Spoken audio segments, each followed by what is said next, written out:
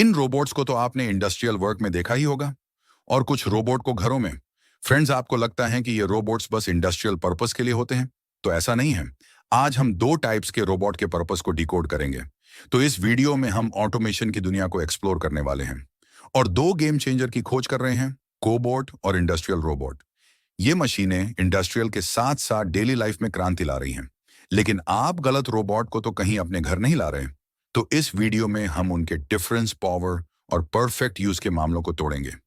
ये जानने के लिए बने रहें कि कौन सा रोबोट आपकी जरूरतों को पूरा करता है, और वीडियो के अंत में आपके सारे डाउट्स क्लियर हो जाएंगे। तो चलिए शुरू करते हैं।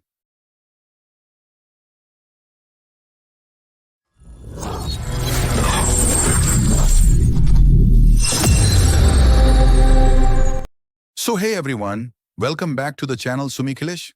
पहले तो मैं आपको एक एग्जांपल दे देता हूं। आपने आयरन मैन की मूवी में ये रोबोट तो देखा ही होगा, जो आयरन मैन के आसपास रह के उसका साथ देता था। पर वहीं ये कुछ रोबोट्स थे जो टोनी के पास नहीं रहते थे, और ये रोबोट्स अलग थे। ऐसा क्यों? तो चाहे वो आयरन मैन के रोबोट हो या हमारे इस वीडियो के टॉपिक का, आपके हर सवाल का जवाब मिल जाएगा। तो पहले हम समझते हैं कि इंडस्ट्रियल रोबोट क्या है, फिर कोबॉट को। सो इंडस्ट्रियल रोबोट ऑटोमेशन की दुनिया में बेस्ट वर्कर्स होते हैं। कल्पना करें कि विशाल शक्तिशाली रोबोटिक भुजाएं कार के पुर्जे वेल्डिंग कर रही हैं, या बिजली की गति से इलेक्ट्रॉनिक्स को जोड़ रही हैं। इंडस्ट्रियल रोबोट कंट्रोल्ड वातावरण, जैसे कि कारखानों में हाई लेवल रिपीटिंग वाले कार्यों के लिए डिजाइन किए गए हैं। वे तेज, सटीक और पावर के लिए बनाए गए हैं। एग्जाम्पल के लिए, ऑटोमोटिव प्लांट में वे 1 घंटे में 100 कार फ्रेम को सटीकता के साथ वेल्ड कर सकते हैं। लेकिन यहाँ एक प्रॉब्लम है।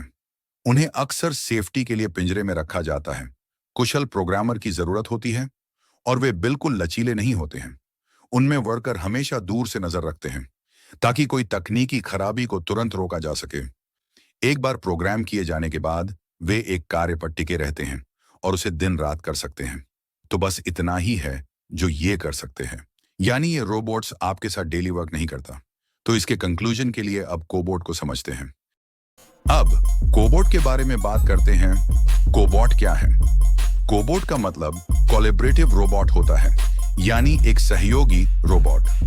कोबोट को ह्यूमंस के साथ काम करने के लिए डिजाइन किया गया है, ना कि केवल अकेले में।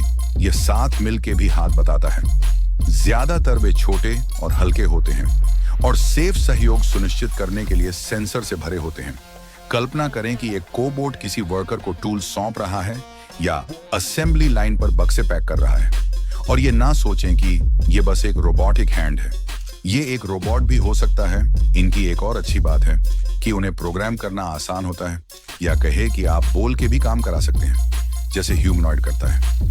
कभी कभी उन्हें कोई काम सिखाने के लिए उनकी हाथों को खींच भी सकते हैं। अब ये इंडस्ट्रियल रोबोट है, इसे खींच सकते हैं तो बताओ।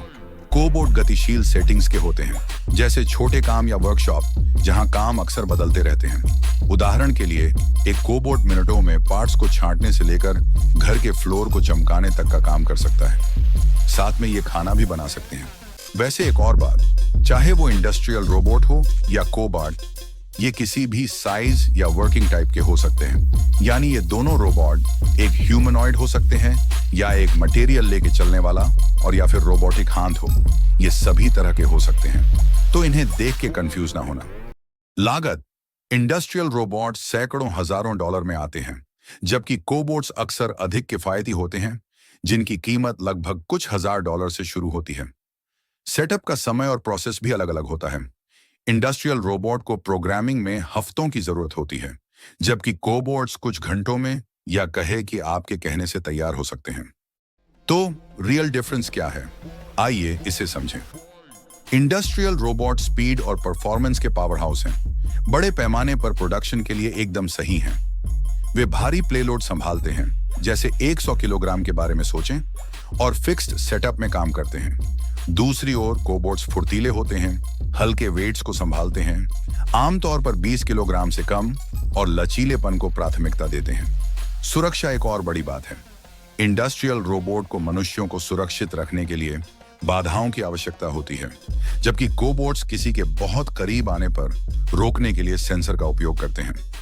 टिल नाउ आपने ये वीडियो पूरी देखी है तो आप समझ गए होंगे कि आयरन मैन का रोबोट एक कोबोट था और जो रोबोट मशीन को ठीक कर रहे थे वो इंडस्ट्रियल रोबोट थे। तो इस कोबोट वर्सेस इंडस्ट्रियल रोबोट दोनों ही हमारे काम करने के तरीके को बदल रहे हैं, लेकिन उनकी ताकत अलग अलग लक्ष्यों को पूरा करती है। वैसे आयरन मैन के उस रोबोट का नाम नीचे कमेंट में बताएं। उसका एक नाम था जो आप शायद ही जानते हैं। और नेक्स्ट आप क्या देखना चाहते हैं कमेंट करें। और हम ऐसी वीडियो और वर्किंग प्रोजेक्ट पे आपके लिए काम कर रहे हैं तो सब्सक्राइब करना ना भूलें। Thanks for watching. अपना ख्याल रखें और मिलते हैं नई वीडियो में।